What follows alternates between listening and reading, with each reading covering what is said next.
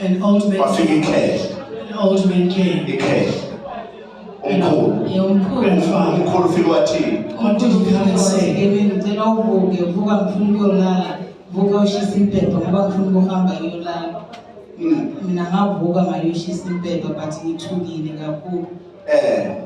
Wakhonjwa kule ndawo.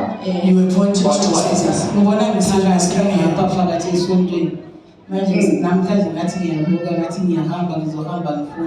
Umntanami wathi uzolahleka ngoba ijobe ke inkulu ngathi hayi ngizohamba ngihambile ngalahleka ngayojika ngale nzazi ngawo umoya wami wathi khuphuka lokuphuka uzobona irobot eliyilo khona lapho Wafuna waswathola. Ithoba lakhe leli. That's your ancestor. Oh, sebenza namhlanje.